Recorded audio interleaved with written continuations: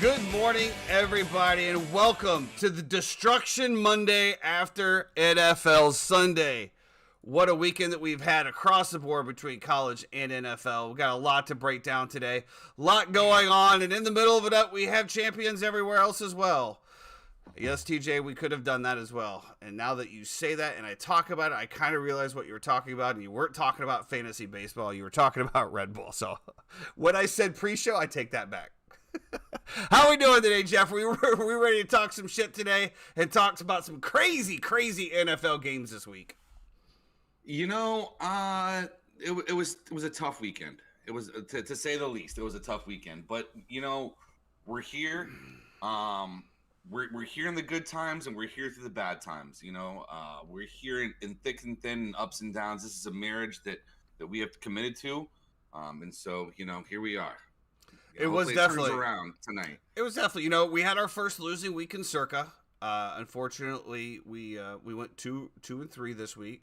We had a couple close calls, which we'll break down here. I think the worst part of that too is that there was literally 5 games that we bounced back and forth. The and Browns. At the end of the day, oh my God, bro. The Browns, the Lions, the Seahawks, like all these games that we just went back and forth on, and we're like, oh, I really like this, I really like this, I really like this. You know, I don't know. The number just doesn't set right. And then it's just a kick in the nuts to the Packers to come back and win the game, and we lose by 1 point because the line locked on Thursday, as opposed to if we had it at kickoff, we would have won. And Well, let me tell you this. As somebody, obviously, who hates the Packers, it's hard enough to take them on a spread, but then to have them win but not cover. I told you that was going to be the worst thing for me, and it happened. Well, let's get into it. First of all, what a crazy weekend here. Numerous survivor entries just falling by the wayside. I was talking to the 3-time here a little bit beforehand. I have 5 entries in here, right? So I did my 5 entries, and I decided to make sure that I didn't use the same picks, right? Because it makes no sense if you're going to have multiple entries if you just keep doing the same picks, because you're going to wipe out all of your teams at once. So I already had 3 teams with 1 strike. Used my buyback. So for my 3 teams that I said these are locks, and then my 2 that I don't, I'm going to go with the wild cards, right? The teams that you really don't want to use. So for my locks, of course, I did the Cowboys, the Jags, and the Ravens. All 3 lost. My wild cards, I did the Browns and the Patriots. Boom. So now I'm completely eliminated out of 3, but I have 2 that I haven't had a loss in. But I did lose my big one, though. I flipped off Kansas City. I put Dallas in there. I cannot believe I did that, dude. I lost that one, but I can't believe Dallas. I cannot believe Dallas.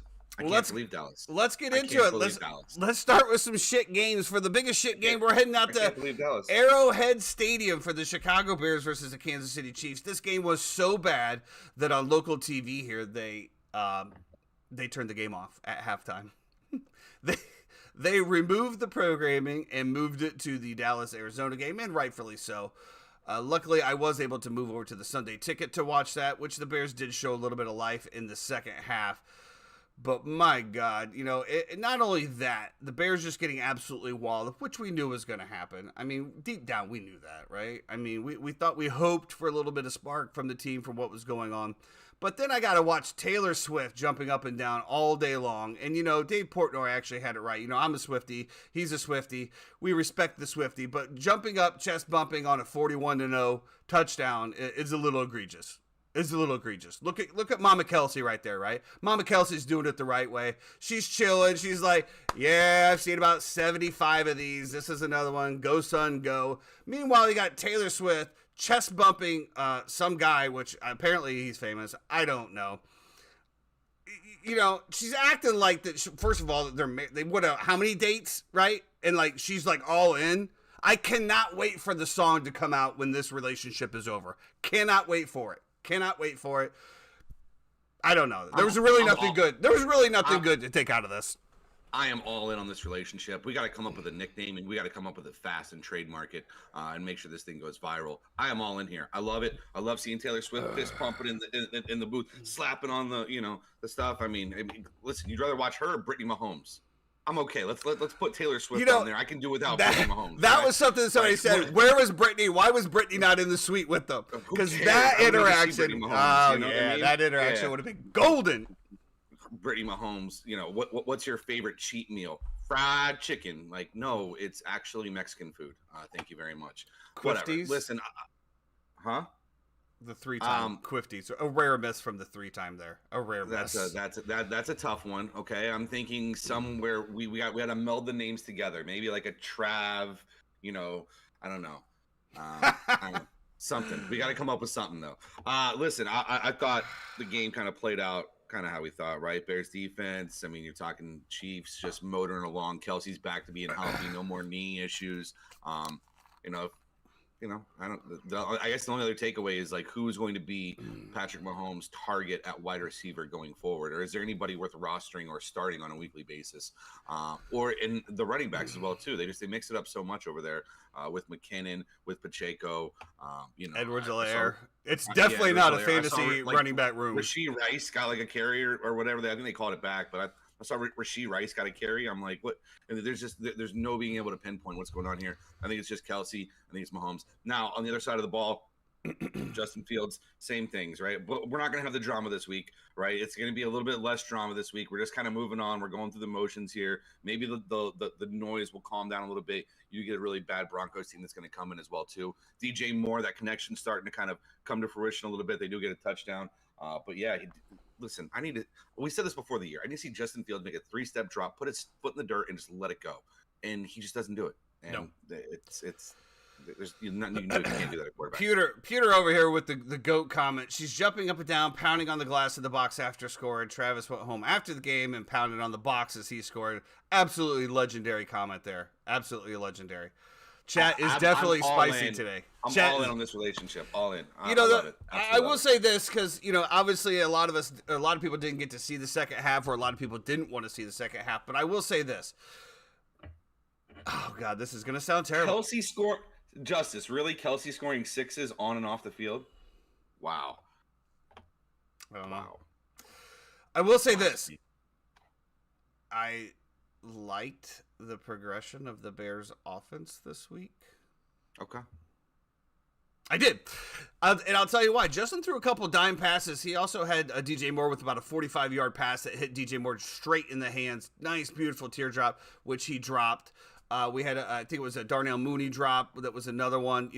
As I was trying to convey to my cousin, the receivers aren't used to having the balls hit them directly in the hands. So that's something that they have to get used to in order to be successful in this. We did see some designed runs from Justin Fields. We saw the scramble from Justin Fields. I saw a lot better Justin Fields than I've seen over the past couple weeks. He did miss a couple wide open reads as well, which that's going to happen in any game. But I will say this, at the end of the game, over the past 2 games, I saw a completely dejected Bears team walking off the field. Crazy enough, with this score, I didn't see that this week. I saw some head pats. I saw some butt taps. I saw some people that were like, hey, okay, we got it. We can do this. We have a few things. And, hats off to the Kansas City Chiefs, first of all. Obviously, the Chicago Bears are a bad team. But I'm really impressed with that defense. They have, I think, the second youngest defense to the Bears. And, that could be a top 5 defense by the end of the year. They played really, really well. As far as the Bears goes, I'm more concerned about this whole organization. I'm taking the pressure off Justin Fields here a little bit. That defense is Swiss cheese. I mean, that secondary can't stop anybody. We're playing zone coverage. We can't, the receivers are sitting in the zone. There's so many blown coverages. They can't cover a man-to-man. It's going to be a long, long, long season, Bear fans. So strap in. Justin Fields is not going anywhere. I do not think so. I don't think so. You're going to ride him out the whole year. I mean, I think nothing's clearer than that than allowing Nathan Peterman to walk if he wants to. But basically, I know you brought him right back. Listen, Tyson Bagganet is going to be the if anybody comes in, it's going to be Tyson. It's not going to be Peterman. It's going to be Tyson. You know what you're going to get out of a Nathan Peterman, right? He's your veteran backup security. If you're going to be looking for something else, I mean, when Justin Fields did go out, I don't know if anybody saw it towards the end, he did get hit in the head pretty hard. He actually tried to get back in, and DJ Moore came in, grabbed him by the arm, and pulled him to the sideline, saying, you need to go out. At that point in time, Tyson Bagganet was starting to warm up. So I think that kind of answers that one a little bit. But Justin Fields isn't going anywhere. I did like what I see, man. I think getting rid of Allen Williams was a big thing. I don't know what was going on, but it seemed the team didn't really rally around him. Eberflus just isn't the guy as well. I don't know. We're a complete shambles. Like you said, we got a team that's coming in that lost by 50 that is now a 3-point favorite at home in Chicago. It's going to be a wild game. I would love to see the views on that game, probably the least watched. Just don't read chat. Pedo Rick. We're gonna have to pedo Rick. Swift has it. Whoa, Dick Lacey. Whoa.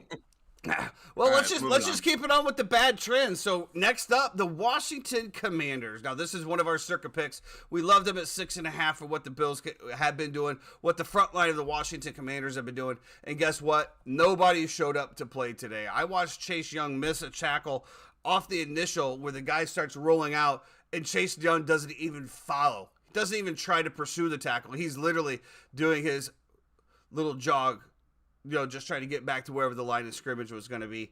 Sam Howell, 3 or 4 interceptions, absolutely terrible game by him. To your point, Josh Allen did have the turnover. He had the 1 turnover, but unfortunately, it just wasn't enough with the 4 turnovers from the Washington Commanders, and that Bills offense just absolutely obliterated that Washington Commanders defense. Did we get too cute with our picks? I think we just probably we were on so many different things, and I think we just landed on the wrong ones. So we'll clean it up. Hey, one losing week. Losing week. We're still at 50%.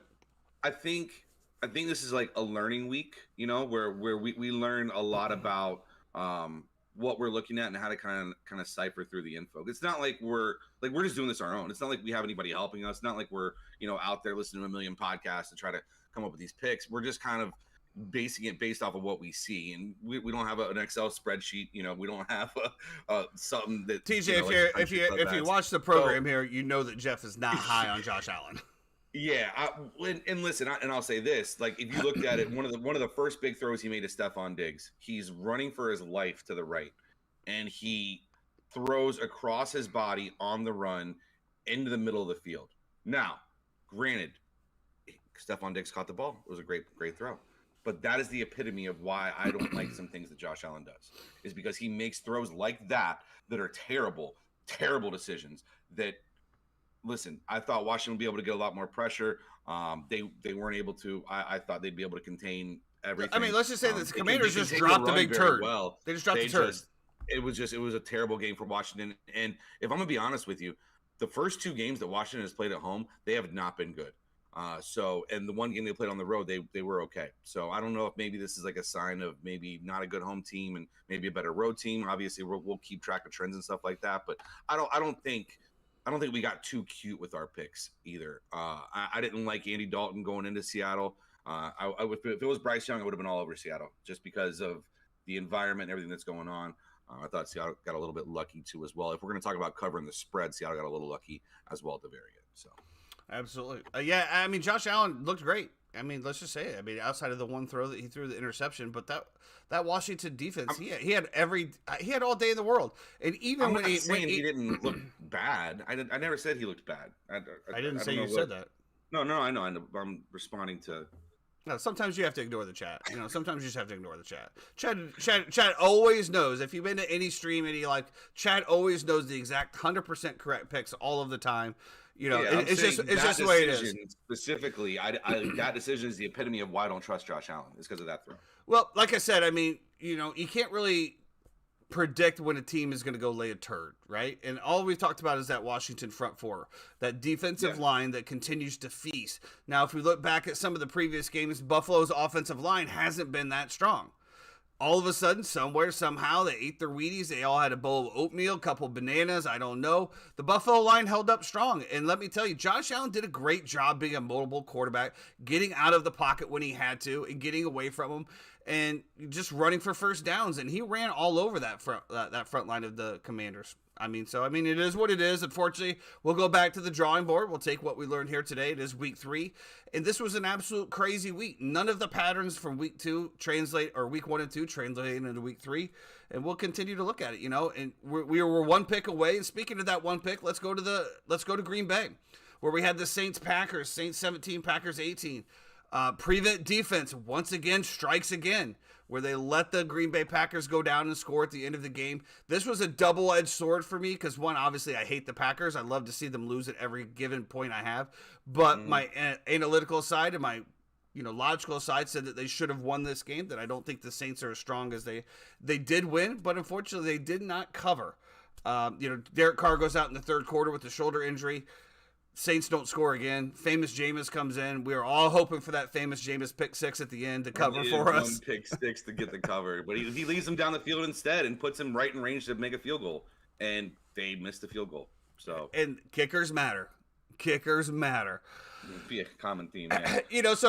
We lose that one based on, obviously we also Aaron Jones was a full warm up before pregame. Full warm-up for pregame, doesn't play. Christian Watson, practice, doesn't play. Obviously, we have a couple key defenders out as well. I mean, we're looking at games that happen and stuff like that. Obviously, we're not – even if Christian Watson was out, we were really expecting Aaron Jones to play. And we all know when Aaron Jones plays, that opens up the passing game.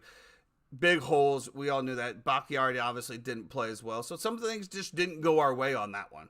But if we would have been able to take the line – on Sunday that said Green Bay plus 2.5 or wherever it ended, we would have been all over that as well. But actually, we probably would have just stayed away from it, to be perfectly honest, with all of the injuries. So, yeah, but all that information, we would have gone with a different game. It's the bigger takeaway here is the Saints. To me, I listened to the pregame in regards to this game and how tough that Saints defense is, and the defense did look pretty good. I will give them that up until the point where they go to the prevent defense, and prevents nobody from scoring, which I still just don't understand that in modern day football. But, the Saints defense does look good, but their offense is just trash.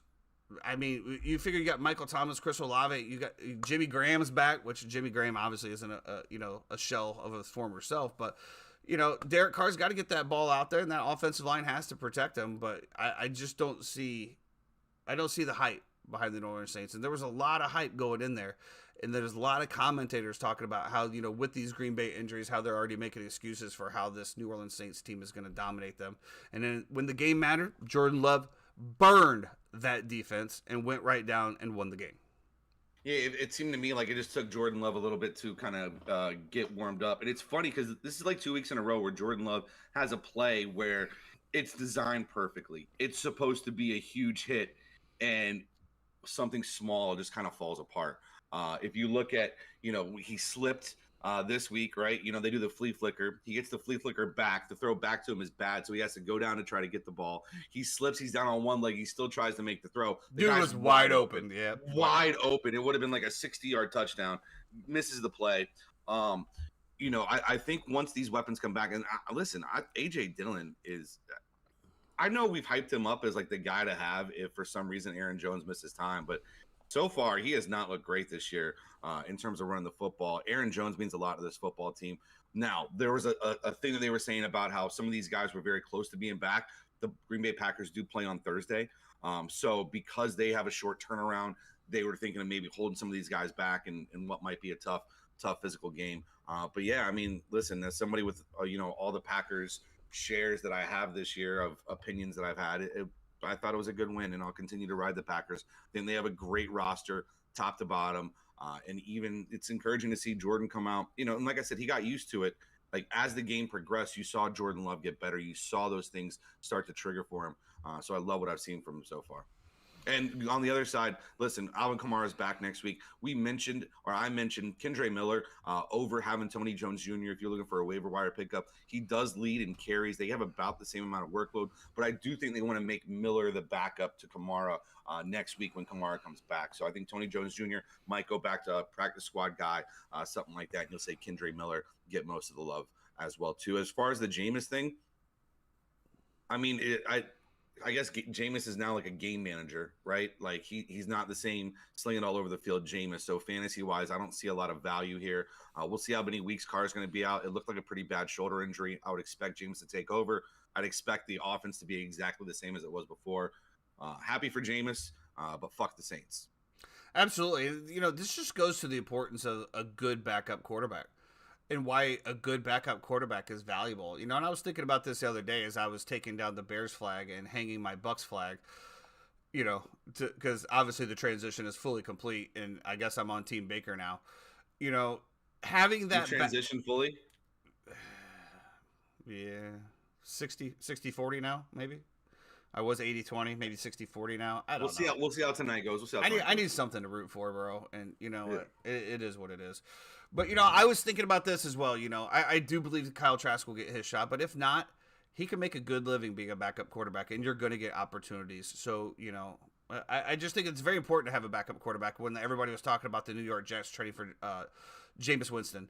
And the Saints traded him. And then we talked about, you know, other teams traded. You know, this is why they don't trade, because injuries are going to happen. And that's why I fully believe that Kyle Trask is going to get some playing time at some point, whether it's a tweaked ankle or something like that, game, a half, a quarter. We'll see what happens. Let's go down to the great state of Florida, where the Texans came in and shocked the Jacksonville Jaguars 37-17. This was just mortal luck. He went back to the well with Jacksonville with the over. Now, I know that he would like the over, but did he perceive this over going this way? I don't know. Bigger question here is, what is going on with the Jacksonville offense here? They look terrible.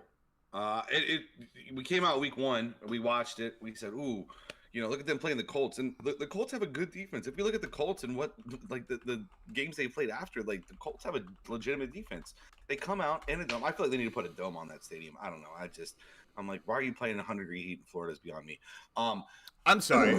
Were you not at the Bucks game last week? Did we not have 85 calls to paramedics for people overheating? I didn't hear you calling for a dome on Raymond James Stadium last week. We need a dome on Raymond James Stadium. Absolutely. Right. If you're going to play games there in September. If not, schedule every away game for the first 4 weeks and don't come back until it's October. I'm sorry. It's egregious. They said it was like 105 on the field, you know? And at least it's natural glass. Get too far glass, that's good. Not to get too far off topic, but how bullshit is it how Miami does people like that with the visitors being put into the direct sun and then Miami being in the shade on the sidelines. Anyway, we'll get into that game in a minute. That happens at every stadium. It's pretty bad in Miami though.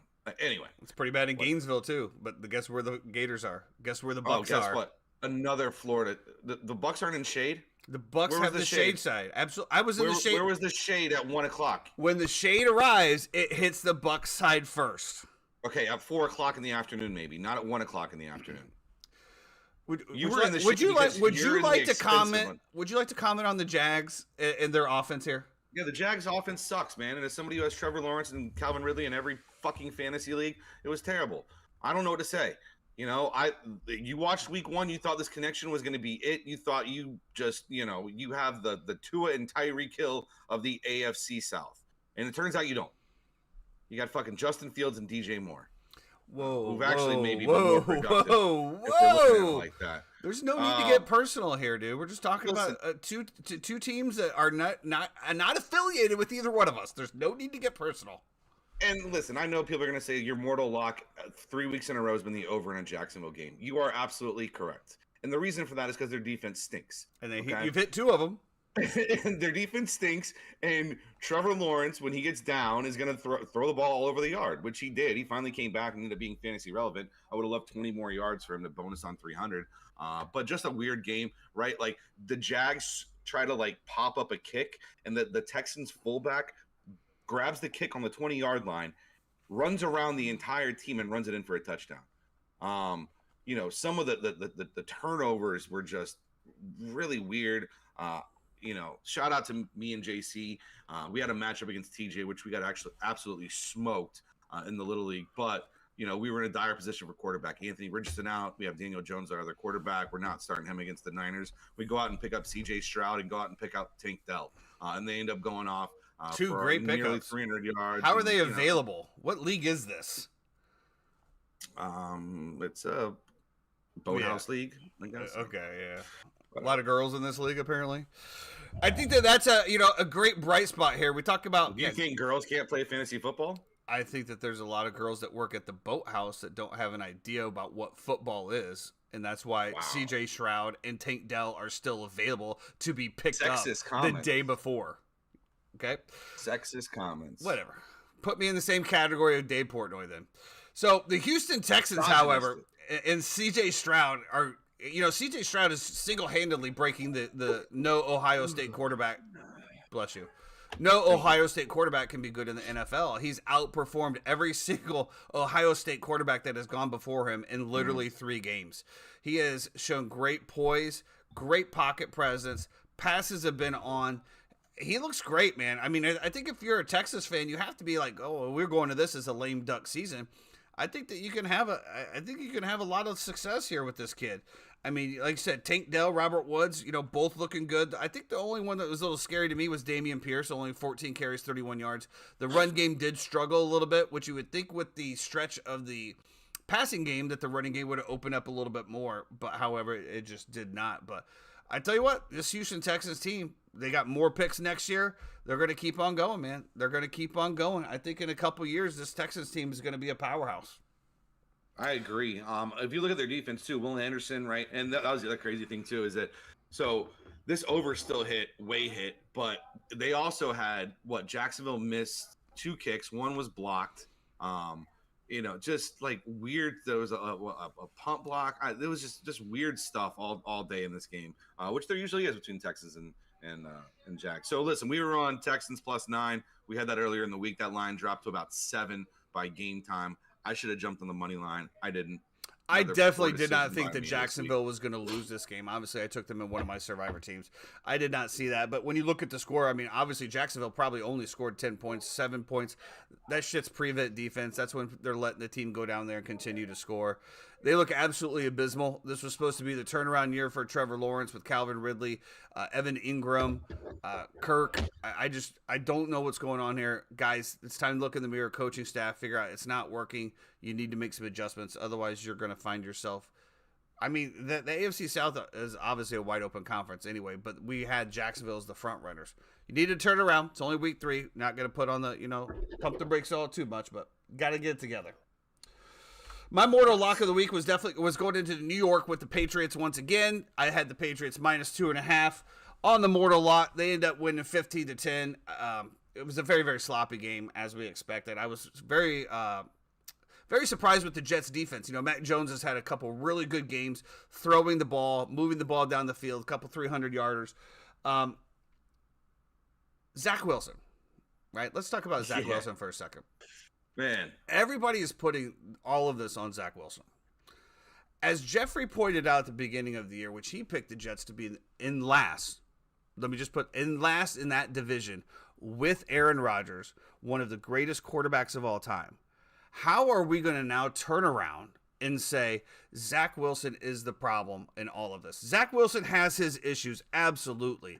But when you talk about an offensive line that has more holes than a slice of Swiss cheese, what's he supposed to do?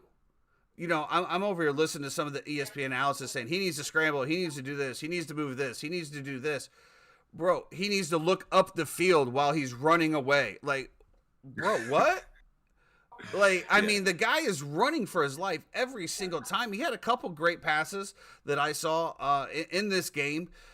I think that if you, God, I don't know. I feel bad for the kid. I never saw him as the number 3 pick. I never saw everything. I mean, obviously we saw the great BYU or the throw at his BYU pro day, where he hit that 60-yard dime. But again, that was nobody in his face. The kid has talent, but my God, I mean, what do you expect him to do?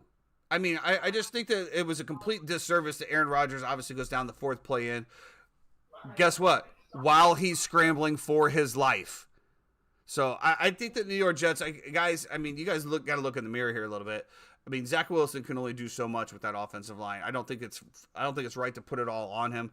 He's definitely part of it, but you're also talking about somebody who's in his 2nd year in the NFL, a smaller quarterback, has trouble seeing over the offensive line, et cetera, et cetera. I think that if you give him a little bit of time and a little bit of protection, I think he'll be all right. Dude, did you see? So the best protection he had the entire day was on the Hail Mary that he threw at the very end. Did you see they almost caught that? Like I that did. almost got deflected. And if that would have happened, we would have been at the Contemporary together. That would have been it. But Oh my god, dude! Wow. Yeah, Wow. I mean, listen, this was just the Patriots defense showed up, did its thing. Obviously, we get the safety. We have the -2.5 win by the hook. This is just more Bill Belichick's not going 0-3. Mac Jones, I thought was okay. Pharaoh Brown. I don't know if anybody has him as an anytime touchdown scorer, but catches a long one from Mac, and that's pretty much the ball game. The only touchdown that the Jets actually scored came because Randall Cobb, just with one of the best acting jobs I've ever seen in my life, flails his arms in the back of the end zone, falls down.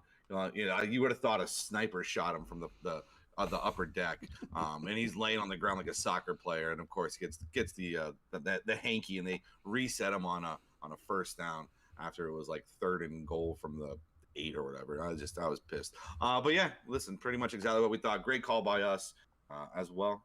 Shout out to us, Circa Picks. Those are 2 that we got right. There was a few we got wrong. There was a few that we got wrong. I don't know if we got it wrong or the team just didn't do it. It's kind of like when I talk about being the best general manager. I can only do so much. They have to play the game, right? They have to play the game. Well, speaking of somebody that actually did play the game, my God, the Miami Dolphins hanging up 70 points on the Denver Broncos. They are just literally a Madden game at this point. I mean, they are playing loose. Tua's dropping dimes. Tyreek's running around like freaking Speedy Gonzalez.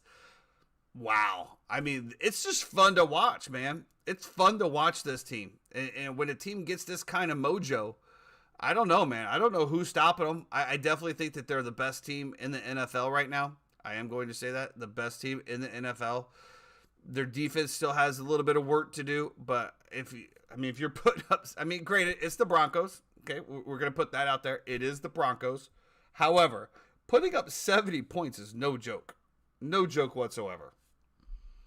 I would still lean toward the Chiefs. We had this conversation last night. If it was a neutral field and you had Chiefs versus Dolphins right now, what would the over-under be, and what would you have as your spread? And chat, go ahead and chime in. We want to hear from you as well, too. What would your over-under be if it was Chiefs-Dolphins, and what would the spread be, Chiefs-Dolphins neutral field right now as they're currently set up? They did this without Jalen Waddle as well. I mean, this was just masterful. Tua throwing no-look shovel passes to the running backs. That was pretty cool. Oxane is one of those guys who came out of Texas A&M with all the talent in the world, but didn't get any burn. Like week 1, he's a healthy scratch. And a lot of us were like, yo, that's weird. Why would he be a healthy scratch, especially with Jeff Wilson? Now we thought this was Oxane's time. Well, no, not yet. Now Myles Gaskin, I forget it was Gaskin or Ahmed. One of them misses this game as the backup, and boom, Oxane gets put in, and just talk about running with an opportunity. Unbelievable. Shout out to TJ for having him on his bench. Yeah, imagine that. By him. Imagine leaving manager. Couldn't imagine leaving Oxane on your bench this week. Exactly. It's absolutely insane. But it's okay. Some of us have more of a foresight than others. Don't worry about it. Not for everybody. Listen, McDaniel has his team playing really well. Is it sustainable? I don't know if 70 points is sustainable, but they can definitely average 35. I think Tyreek Hill definitely takes this record over Calvin Johnson. I said that after week 1. I said 2 is the MVP after week 1. There's nothing to make me believe any different. And if you're Sean Payton and the Denver Broncos, that's a long flight home, especially when you get diverted in Kansas City. I think Jeremy said that they had to stop off before they got back. That's just. And I saw somebody in the locker room said, I don't know what happened. I don't know what's going on with us right now. This is really, really bad. We got to be better. Sean Payton, maybe a little overrated. Well, we'll see what happens. That was Pittsburgh that got diverted, by the way. Oh, Pittsburgh got diverted. I'm sorry. Yeah. Well, I guess the good thing is, so a couple of here. Justice says the over-under is 100, and he's taking the over. He's also taking Miami. John's 63, and I'm taking Miami -4. I thought that the line would probably come out Chiefs -3, and I would hammer Miami every single bit of it. I did see some good things from that Chiefs defense that might skew it just a little bit. But again, you're not stopping the Cheetah, and you're not stopping Kelsey. If you guys remember the show last week, I said any daily fantasies, you have to put Kelsey in. Figure it out. I obviously I did not disappoint. The Bears let him score a bazillion points. I can't wait to see it, man. Like I said, the Broncos, you're still in shambles, but you do go into Soldier Field. You are the favorite, looking to get that dub. Bears looking to get that dub. It's going to be the absolute trash game of the week, and they should actually have that as a promo, the trash game of the week, and that will be it. Let's see here. Buff, I hope you're still in here, buddy, because it is your time. Your time. Your time to shine, Buffington. Cowboys go into Arizona and get upset. 16 points is all the Cowboys put up against the Cardinals 28. And we talked a little bit about this game, and we talked about how we thought that the spread was a little bit too high with that Arizona Cardinal defense. Well, that defense showed up and showed out. Absolutely stifling the Cowboys. My biggest question is, where did the Dallas defense go? You cannot tell me that this was all Trayvon Diggs missing. You cannot tell me that. Where was Micah Parsons? Where was that big, solid defensive line from the Cowboys? Because I sure didn't see it. Hopefully there's a bolo out for them and for Buffington. Because, Buff, it's okay, buddy. This is a safe place for you. You can come back. It's okay. I don't know, man. Is this a fluke? Or is this an exposure? I don't know, man. They couldn't stop the run at all. James Conner averaged 7 yards a carry. They were pounding it down your throat, grabbing the back of your head and pounding it down your throat over and over again. It was crazy. And you can't stop the run. And with Josh Dobbs at quarterback, you can't stop the run. Josh Dobbs' first career NFL win. I thought for sure the second half they were coming back to, and you saw some signs of life to start the second half. And all of a sudden I look up and it's like field goal after field goal. They can't put the ball in the end zone. Dak's throwing picks in the red zone. Buff, we need you here, Buff. We need you here. I had them in Survivor. And I unfortunately do not have 5 entries because I don't have 5 entries. I have 1 entry, and my 1 entry, I still have a buyback. So I still have a buyback before week 6, which I'll be using this week, and we'll go back to the drawing board. But man, this one hurts. I thought of all the games that there's no way that Dallas comes out and loses this game. Usually Dak plays well in these situations against much weaker competition, and just falls apart against good defenses, and he did the opposite. He played great against the Jets and then comes back and plays absolutely terrible against the Cardinals, who just gave up 30 points to Daniel Jones in the second half last week. I don't know. I don't have an answer for this. I don't. Shots fired from the 3-time here. Shots fired. Jeff convinced me to take the Cowboys after I was going to pick Seattle. Shots fired from the 3-time. Wow. We got to, like I put in the group chat, guys, we got to stand solid. We gotta have solidarity. Even if we don't really like each other, we stand together, right? I know that you probably got confused when Jeff threw me under the bus last night, but we gotta stick together, us 3 here. We gotta stay together. When did I throw you under the bus? Really?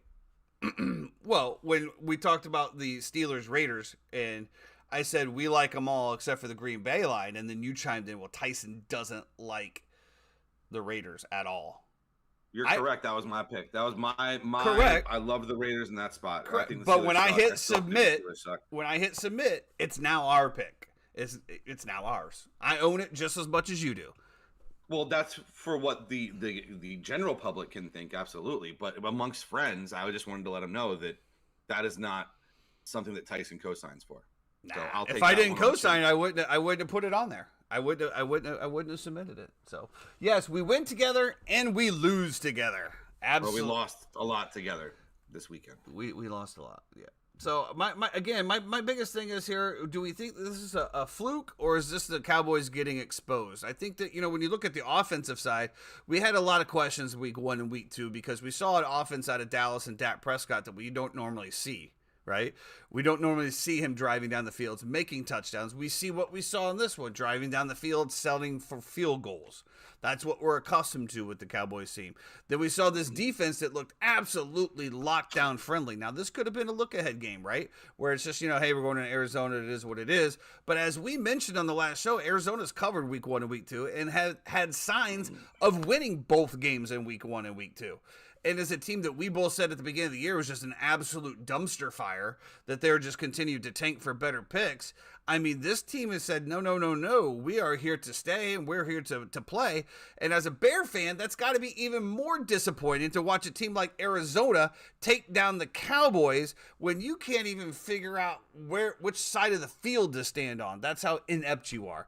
So, I mean, shout out to the Arizona Cardinals. You covered all 3 weeks. You hit the money line on this one. So, shout out. You know, this is going to be something that we're going to have to look at.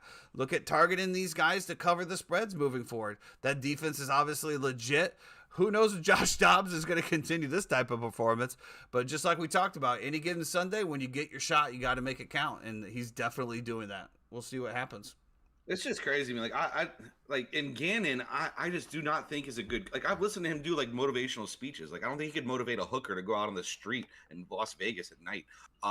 Like it's so weird to me the way that he like tries some of his speeches that they've been recorded. I don't know, man. I don't know how this is happening. I'm speechless. I don't know how the Cardinals are playing so well. I don't. They got rid of all their good players too. Like they literally before the season started, they just said we're going to trade all of our good players too. I mean, Buda Baker's still there, but what? I agree. And I think that sometimes this is what we've talked about a little bit before on the show, where I've taken some hot takes and, you know, caught a little flack for it about the guys that are sitting on their couch at home.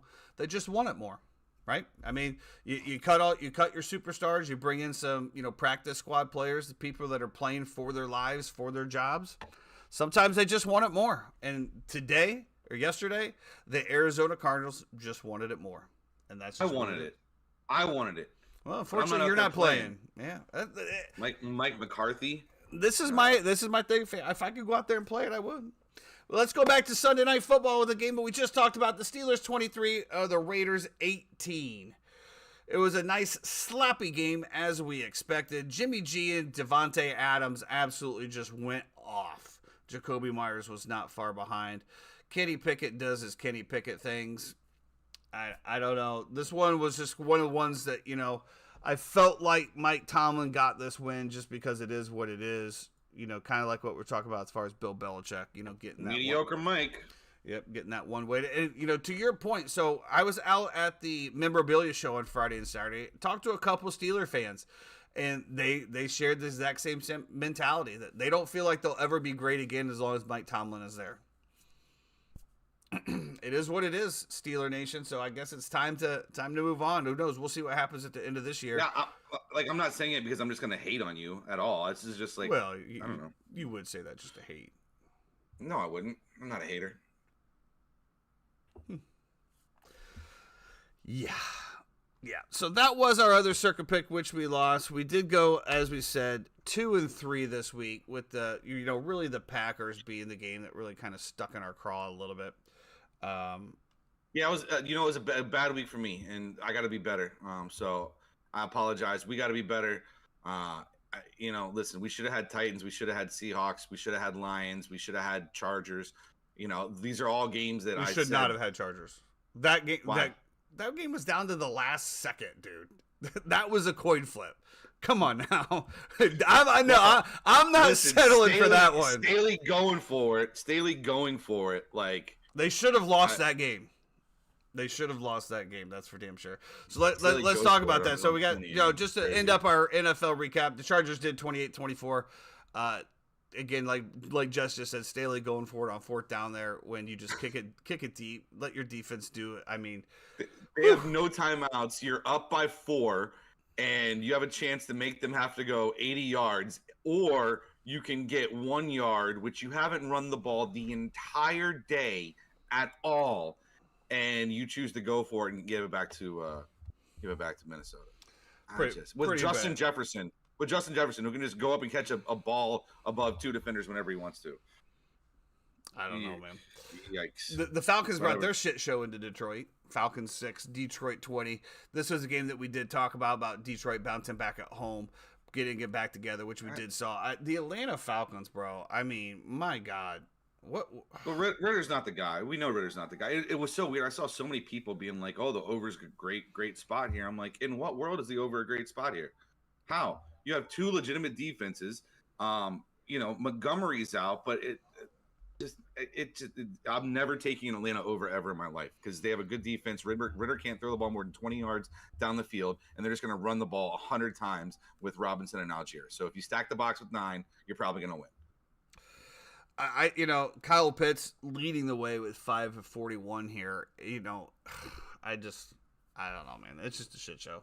There's nothing even to say about that. The Browns did actually bounce back and actually show like the Browns that we saw. Ford had a great game. Deshaun Watson finally managed in the game here. They get it done 27-3. Only thing I'll say is this: if you have Deshaun Watson right now as your fantasy starting quarterback, sell high right now. Is he selling high right now though? I mean, sure, 289, 2 touchdowns, and he also added 4 for 16 on the ground. I think that's a perfect time to try to sell high. I just don't see Cleveland the rest of this year being anything really. Well, if that's the case, if anybody wants, I got Jimmy Garoppolo up for sale right now, 324, 2 tutties. Come get him, boys. Come get him. The Colts go into Baltimore and absolutely shocked them. Minshew mania is back.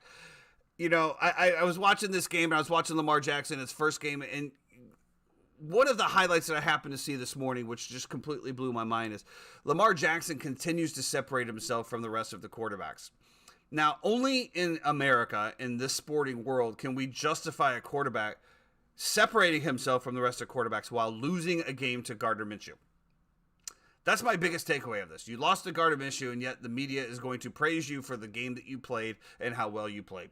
I just don't see it. I don't see it. You got to win the game to get the praise. You take the heat when you lose the game. You get the praise when you win the game. It's not the other way around. I think the biggest takeaway from here is this Indianapolis Colts team, which, again, we thought was going to be a bottom feeder in their division, is actually looking to be a team that's going to compete this year. Crazy. Yeah, Shane Steichen done a great job over there. Baltimore didn't play well. I will say that. Now, this is one of those weird games where it's like, I don't know if you saw the weather at all. Rainy, windy, just terrible. Obviously, the Colts pay Matt Gay in the offseason to be one of the highest paid field goal kickers in the entire league. Comes out, proves his worth, had an incredible day. I think 5 field goals over 50 yards he ends up hitting. They get the dub. Lamar, 14 carries, 100 yards and change, 2 touchdowns. Just looked like the stud that we know he is. The problem is that it just feels like Lamar doesn't have the weapons that he needs. And now Gus Edwards goes down as well, too. So where are you turning for running back? Are you going to Melvin Gordon now? I've said for multiple weeks now that there is no way that they should let the Indianapolis Colts leave this game without getting Jonathan Taylor from them in return. I think Jonathan Taylor is the key that is going to make this team go from what we had it at to completely skyrocketing. And listen, JT was at the game yesterday as well too. So, what weapons would you like to see him have? Are you just talking about strictly a running back perspective? Because when I look at Zay Flowers, Aguilar, you got Mark Andrews. Obviously, OBJ didn't play this game. Isaiah Likely is showing some flashes over the past year. Bateman's not a scrub. I don't know what are you gonna laugh at. You think that those are like? I mean, Zay Flowers is a great slot receiver, sure. Correct. Mark Andrews, probably the second best tight end in the league. I mean, if Patrick Mahomes can get it done without Travis Kelce, with all of the drops and the things that we've seen out of him, what does Lamar Jackson need? For them to be able to compete with the bad boys of the Kansas City Chiefs and with the Miami Dolphins, they need a legitimate running back like Jonathan Taylor. Absolutely. So you have no faith in Gus Edwards, eh? I think Gus Edwards got hurt this game as well too. So, well, correct, but I mean, they were still losing before that happened. Is all I'm saying. I don't think he's a great goal line running back like Jamal Williams, was for the Lions. But just like Jamal Williams was this year, we saw him with New Orleans. When you try to get Jamal Williams between the tackles, it's just not as effective. Right. Let's say. Well, I'm looking at Lamar Jackson, though, rushing for 14 for 101 yards with that. You got Gus Edwards over there. Now, again, I don't think anybody's going to compare it to the Miami Dolphins receivers and the weapons that they have. It's just unparalleled, in my opinion, to have what they have. And to think that they were still on the one to get Jonathan Taylor from the Colts. To think that they were going to try to add him as well is just absolutely mind-boggling to me. But when I look at Baltimore Ravens and I look at the Kansas City Chiefs, I see very similar lineups, very similar wide receiver weapons. Obviously, you have Gus. I'm sorry, not Gus. You have Jackson. I'm sorry. Jesus Christ. Mark Andrews, which obviously isn't quite as good as Travis Kelce, but he's pretty damn good. Probably, top 3 in there. And, the Kansas City Chiefs just seem to always get it done. I don't know.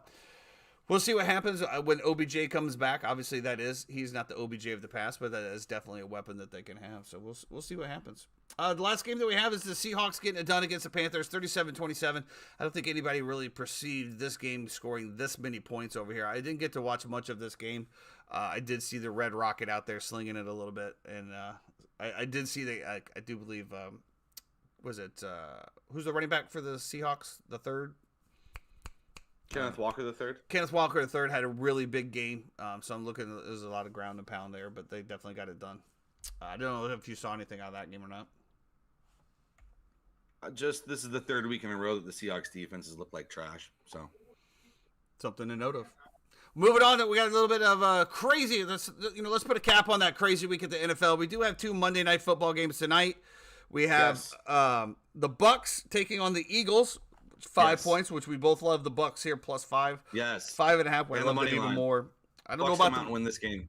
I think that they definitely have a good shot at it. And then we have the Rams Bengals. The Bengals -3. We still don't have a word on Joe Burrow. I don't think Joe Burrow's playing. It's going to be a game time decision. Adam, don't worry about it. Just leave him started. We'll see what happens in fantasy. I see that you do have the backup there, so we'll just see what happens. Just start him. Just start him. Hopefully, you have a bad case of diarrhea at that time. You have to run to the bathroom right at kickoff. You don't get the swap in. You give your boy T here the dub, which is very much needed. So we'll see. Couple good games. We'll see what happens tonight. Definitely go Bucks. I forgot to shout out John Pickleton too as well, giving me a absolutely proper ass whooping in the big league this week. Congratulations, my friend. Congratulations. Moving on to college. Listen, I do love the Rams here as well. I think even if Burrow doesn't play, I'm still probably leaning the over in that game as well, too. So I just think Puka Nacua, I think this Rams offense has found something. I think Sean McVay is back to being the master genius that he is, and I think the Bengals defense stinks. So, give me the Rams, give me the over. Because I do think the Bengals will score, even if it's not Joe Burrow. I do think the Bengals will still put up some points here. As long as it's the T. Higgins, we'll be in business. So moving on, quick NCAA recap here. Charlotte goes into Florida, 7-22. Florida does get it done. However, Florida looked like the team that we saw in the beginning of the year. They looked very undisciplined, very lethargic. I'm just going to chalk this up as to a letdown game after that big win against Tennessee at home, and we'll see what happens going into this week. Listen, the only thing I'll say about this is it seems that Florida plays to the level of their competition and not to the level of the talent on their own team. Speaking of which, the Florida State Seminoles go into Clemson. They do get it done 31-24. This is another one that if you follow me, if you know anything about me, I love kickers. I love kickers in fantasy. Matter of fact, I've dominated this position for so long that my fantasy football league eliminated kickers because I was winning games by this. My kicker had more points than half of my team half the time. So they, in order to handicap me even further because I'm so sharp, they removed kickers out of it. But kickers do matter. The guy from Clemson, man, I do feel bad for him. They just brought him on. They show his family before the kick. He misses the kick. Media, stop doing this shit, man. Stop showing people's families and the emotional roller coaster that they're on. Let them play the game. Emotional roller coaster. Put a camera on me for an entire Florida State game and talk about an emotional roller coaster, all right? Did you see the story behind him, though? About why he was taking. So, long story short, he's in Charleston, South Carolina. He's doing grad classes online at Clemson. Kicked for them. I don't know if you remember. It was last year or the year before. Anyway, had like 3 kicks in his entire career. Was a backup. Decided that he was done with football. He was moving on. Already had a job offer and accepted it for a financial firm in New York and was ready to fly out and move. Well, Dabo didn't like the kicker that they had for the past few weeks. Dabo and Dabo's kids tell him, hey, remember, we have blah, blah, blah, blah. He's still technically, able to play because, he's in grad school. So Dabo calls him up. Kid comes in from Charleston that last week, puts on the cleats, goes in, kicking balls. So his first career field goal attempt was earlier in that game that he made, and then he comes out in his second career field goal attempt is with a minute left or less than a minute left in a spot like that. Absolutely insane. Listen, I thought Florida State, it's encouraging to win games in a rival's home when you don't bring your A game. And I didn't think Florida State brought their A game. I thought Jordan Travis was a little spotty in some of his throws down the field. I thought the offensive line got taken out the woodshed a few times as well, too. But look, I mean, the game can change at any point in time. Clemson comes down. They're about to score. They're about to just – this game's about to be over. Kalen DeLoach comes on a side blitz, roaring off the edge, sacks the quarterback, fumble, picks it up, takes it to the house, tie game. Rest is history, as they say. So Florida State pulls it off in overtime. Huge win for the Noles. Huge win for this season, for the college football playoff aspirations that we have as well. There's no pictures on the scorecard. That's for sure. You know, W is a W. That's true. Well, there are to the college football playoff committee, and we actually dropped in the Associated Press rankings as well too, out of the top 4. So, well, let's be honest. After the last 2 games, I think we could agree that a little bit of a slide was probably justified. I was surprised that they didn't slide a little bit after Boston College. Yeah, I didn't have a problem with that at BC, but we were playing Clemson at noon. Like, I mean, they're still unranked. And that okay, just straight numbers aspect. That's just what they're looking at. Yeah, but let's say this. Clemson's 2 losses now are to us and to Duke, and Duke's a top 15 team right now ranked because they beat Clemson, right? If Duke had played somebody else, they wouldn't be ranked top 15. So the only reason you haven't ranked that high is because they beat Clemson.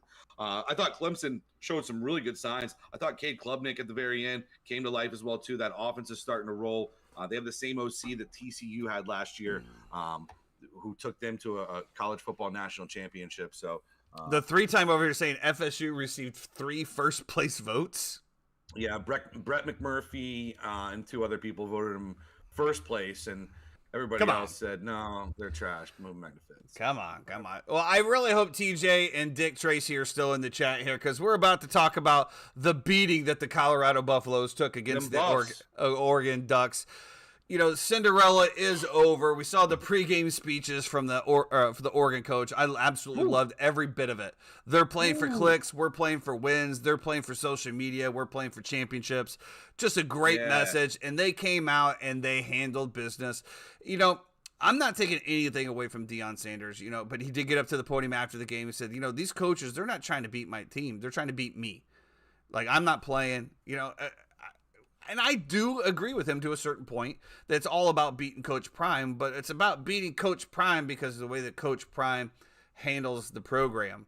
And when he's out there talking about it and the way that he carries and all the people that come in to see him on the field, all of the celebrities that are coming to see him, not the football team. So, of course, you're trying to beat him and he was talking about how his illustrious career and how, he had such a great career that they didn't beat him then. They're trying to beat him now. Listen, man, stop. You're doing good, man. I don't think anybody ever thought the Colorado would be where they're at. They finally went up against a powerhouse team. Colorado State, not so much. TCU, obviously, we've seen that they've regressed. They were overranked to start it. They probably should have lost to Colorado State. They played a very, very tough team in Oregon and just got their doors absolutely blown off. I don't want to hear anything about if Travis Hunter would have played. It would have been this. It would have been that. Let's not go there. They got beat by a really good team, and they got beat bad. The Cinderella story is over. We're back to reality again. Let's look at this next week and see what we have going on. This game isn't being played in Hollywood. This game's being played in Eugene, Oregon. Woo, baby.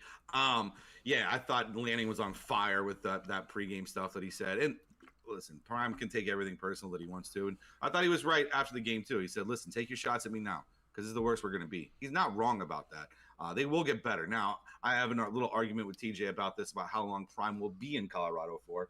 I don't see it as that many years. Personally. He says he wants to stay there. Who knows? I would love to see him in Chicago.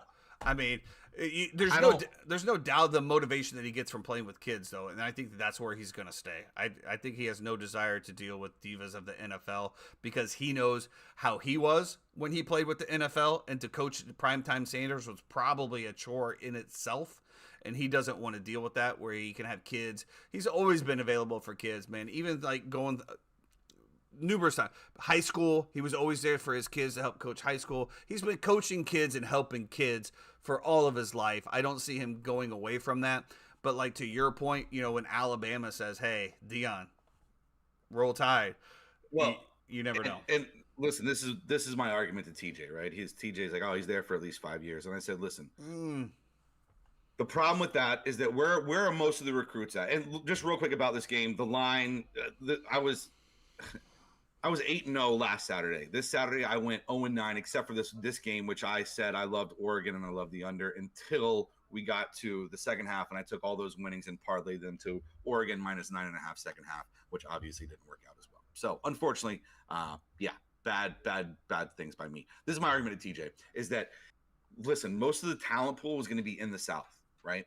And listen, PJs can take you anywhere you want to go, but when you need to go see a recruit, the appeal of being able to do it in a few hours as opposed to it taking an entire day of your life to go back and forth to see him is going to be, in my opinion, way too appealing. I think Prime getting back into the South, I think somewhere in the SEC, in the Mississippis, Alabama's, Auburn, one of those ranges in that little wheelhouse right there, I think is going to be perfect for him. He's going to have access to every recruit that he wants to, whether it be in Alabama, in Mississippi, in Georgia, in the Panhandle, in Florida, doesn't matter. He's going to dominate. He's going to be a monster when it comes to recruiting down there, and that's going to be the rest of that.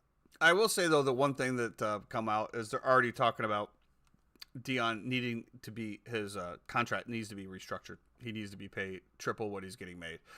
And, they're talking about the amount of money that they ain't wrong. Well, I mean, we can say this about anything, right? I mean, this is any job, and only in coaching where you can be absolutely garbage and get fired but still be paid out your contract. Yes, he has brought in a lot of money, but to your point, how long is he going to stay there?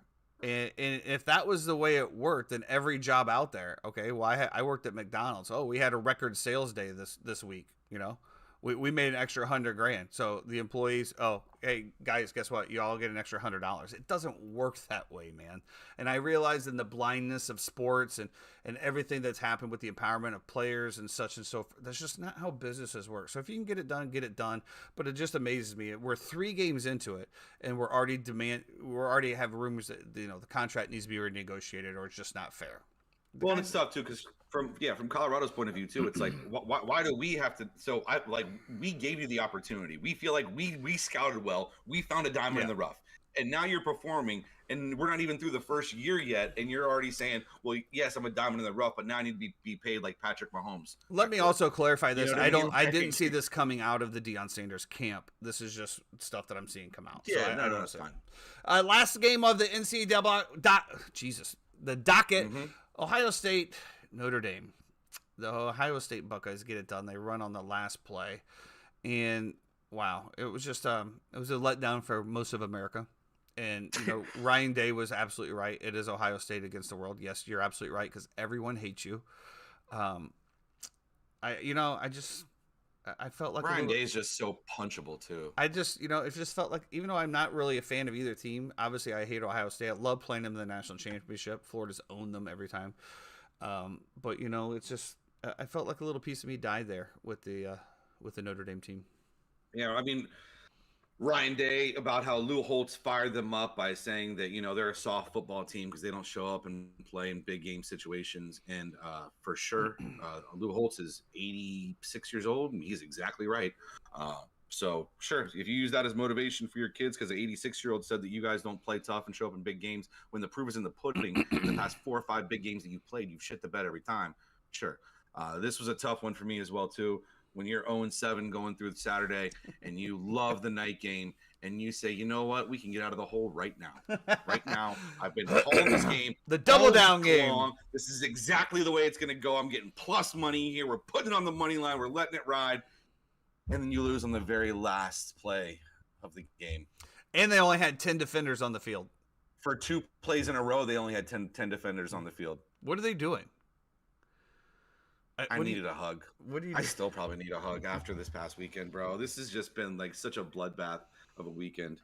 We're on to Monday night. Let's go Bucks. Yeah. Give me the money line. Give me the +5. Well, after a terrible weekend of college football, NFL football, and our picks just going straight down the shit, we did have a little bit of a bright spot towards the end of the week. Obviously, Max Verstappen, Team Red Bull, clinched the Constructors Cup. I know that Jeffrey had some comments, in regards to last week, in regards to what had happened, and the fact that they did lose. But we did have a little clip here. Congratulations to the Max Verstappen and everybody. This next one's actually pretty good as well, but we're not going to show that one. For the 6th time, they take 6-time champion. Congratulations to Max Verstappen and Team Red Bull. It would have been nice if Checo did not just absolutely shit the bed in this. Caused 2 wrecks. A little bit of controversy at the end as well. They retired the car, and then they came back, and he had a 5-second penalty, so they fixed the car and put him out there 6 laps down to do the 5-second penalty so it can't carry over, and then they retired the car again. It was quite funny. Obviously, everybody's all up in arms. Red Bull cheats. They do that. Whatever. If you ain't cheating, you ain't trying. Congratulations to Team Red Bull, Max Verstappen. Obviously, just an absolutely dominating performance. Congratulations.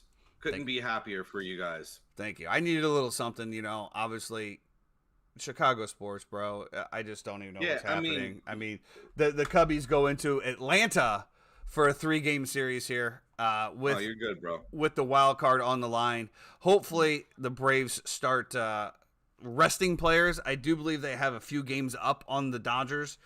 We're in shambles. You're not. Did you see? Are you kidding me? Freed's on the DL. Morton just went, or IL. I'm sorry, it's because it's not disabled list anymore because we have to be politically correct. Freed is now on the IL. Morton is now on the IL. He's going to miss the first series of the playoffs. I mean, we're reeling right now. Mike Williams out for the rest of the season with a torn ACL. It's unfortunate. Breaking news here. Yeah, the Cubs are in a bad spot, bro. We got for the Derek Carr news to drop. We have 3 games against Atlanta in Atlanta, and then we have 3 games in Milwaukee against Milwaukee. So we are going up against 2 division leaders for the last 6 games. We need to at least split. We need 3 wins, 3 losses. It's going to be a ride to the finish. Hopefully, like I said, the Braves are 156, 100 wins, 56 losses. The Dodgers are 96 wins and 59 losses. Now, I don't know what that equates to as far as games back. I'm not here to do math. But I would think that would be at least a 3-game lead. So hopefully you guys rest up. Let the Cubbies win a couple down there in Atlanta. And then we move on to the Brewers, which is obviously going to be a brawl because, of course, they would not want us to be in the playoffs. So lots of stuff going on here as we wrap up the last week of dodge 2 decent pitchers that we have. So I mean, yeah, but the Cubs are reeling, bro. The Cubs are in bad shape here. I mean, you just got Stroh back, didn't you? You just came back. He's in the bullpen. I mean, we're 4-6 of our last 10. We just won 3 in a row. So if that tells you anything, but it was also against the Colorado Rockies, which is obviously one of the worst teams in Major League Baseball. So we'll see what happens going in. My Blue Jays still have a chance. Let me 87. Yeah. Blue Jays are in there, I think. Blue Jays are in the wild card. Yes. Yeah, they're the wild card. They're as long as the Astros are the 10 games back of the Orioles, who I will say just continue to look good. We'll see what happens. Last week in baseball, we'll see what happens going into playoffs. Once the playoffs start, obviously we'll start our coverage exclusively here at the Uninformed Fan with our predictions and our bracketology. We'll see what happens there. It's going to be an interesting playoff season, that's for sure. Hopefully the Atlanta Braves do get healthy by the time the playoffs come around. Let's see if the Cubs can manage to slip in there. Obviously, we don't have a whole lot of expectations, even if the Cubs do make it to the playoffs, but that's just one thing. You just never know. Might get a Cubs Braves to start as well, and that would just be absolutely devastating. we got to go to Atlanta or Chicago, Jeffrey. Are we going to put down the paper fan and put a little blood, sweat, and tears into travel? I might hit up a Chicago. The Uninformed Fan live at the MLB postseason. I might be talked into a Chicago stop. Maybe. Oh boy, here we go. The Constructor's title. Here we go. Old Jeffrey coming back. We'll see what we can do. Stroman is starting Thursday. Okay. And stop by Gibson's. Yeah, and our 3-time is going to be up there at the Bears game on Sunday, getting some feedback from the Broncos fans. Live. Hopefully, he'll bring a little bit of luck for us. Absolutely. Oh, he's going to Wrigley on Saturday. No, you won't be. Oh, you must be doing a tour. He's doing a 5K. So he's Oh, doing okay. a 5K where the 5K, it's like I don't know. Should we just bring him on to talk about it? Sure. Let's wrap this up. Run a 5K where you get to run the warning track. There it Yeah, is. go Yes, ahead, yes. Jeremy. Good morning, gentlemen. Yeah, I'm running. Floor is yours. I got signed up to run a 5K with the work wife, and what you do is you run through the neighborhoods of Wrigley, and then the last part is you get to run the warning track in Wrigley Field and finish out in front of the marquee, and so that's should be pretty cool. Can I just take a scooter to that point? Can I There's just gonna- can I just walk get it. on the track at that point? Because running a 5K to me seems just absolutely miserable because I'm fat Right. and I'm old. But getting on the field at Especially- Wrigley would be pretty cool. Like you're going with your work wife. Who's you your know? work wife? Just the two of you Michelle. going to Chicago to hang out for the weekend and run a 5K together and go to a football game together. Who's your work wife? Michelle. Michelle. Do I know her? Probably, maybe. I don't know.